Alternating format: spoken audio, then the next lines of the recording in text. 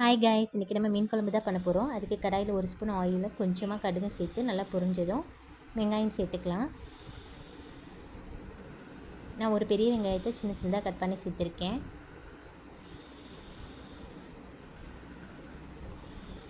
சேர்த்துட்டு நம்ம நல்லா வதக்கி விட்டுக்கலாம். இப்போ கொஞ்சமாக கருவேப்பிலை சேர்த்துக்கலாம். சேர்த்துட்டு கலர் மாறுற அளவுக்கு நம்ம வதக்கி எடுத்துக்கணும். இப்போ பார்த்திங்கன்னா நல்லா கலர் மாறிடுச்சு. நம்ம இது கூட ஒரு பெரிய தக்காளி சேர்த்துக்கலாம். நல்லா பழமாக சேர்த்துக்கோங்க, டேஸ்ட்டு நல்லா இருக்கும்.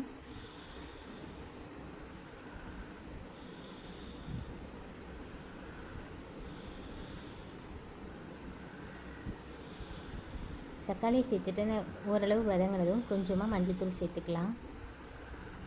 மஞ்சள்தூள் சேர்த்து மிக்ஸ் பண்ணி விட்டுட்டு தேவையான அளவுக்கு உப்பு சேர்த்துக்கலாம். உப்பு சேர்த்துட்டு நல்லா வதக்கி விடணும். இப்போ பார்த்திங்கன்னா நல்லா வதங்கிடுச்சு. தேவையான அளவு தண்ணி சேர்த்துக்கலாம். நான் இப்போ புளி தண்ணி சேர்த்துருக்கேன். ஒரு பெரிய நெல்லிக்காய் சைஸ் அளவுக்கு புளி எடுத்து நல்லா கரைச்சி சேர்த்துருக்கேன். சேர்த்துட்டு தேவையான அளவு தண்ணி சேர்த்துக்கலாம்.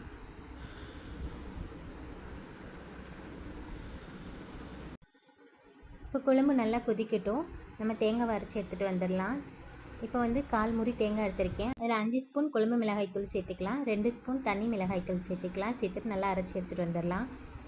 இப்போ பார்த்திங்கன்னா குழம்பு நல்லா கொதிச்சிருச்சு. இதில் நம்ம அரைச்சி வச்சுருக்க தேங்காவை நம்ம சேர்த்துடலாம். நல்லா மை போல் அரைச்சிக்கோங்க. சேர்த்துட்டு குழம்பு நல்லா கொதிச்சதுக்கப்புறம் நம்ம மீன் சேர்க்கலாம். இப்போ பார்த்திங்கன்னா குழம்பு நல்லா கொதித்து வத்திருச்சு. இது கூட நமக்கு சங்கரா மீன் நான் வந்து கழுவி எடுத்து வச்சுருக்கேன். 1/2 கிலோ எடுத்து வச்சுருக்கேன். அதை நம்ம இப்போ குழம்புல சேர்த்துடலாம்.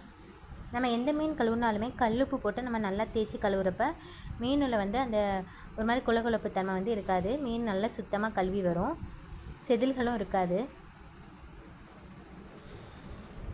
இப்போ எல்லா மீனையும் சேர்த்துட்டு நல்லா மூடி போட்டு ஒரு 5 to 10 மினிட்ஸ் நம்ம நல்லா கொதிக்க வச்சோம்னா சூப்பராக ரெடி ஆகிடும்.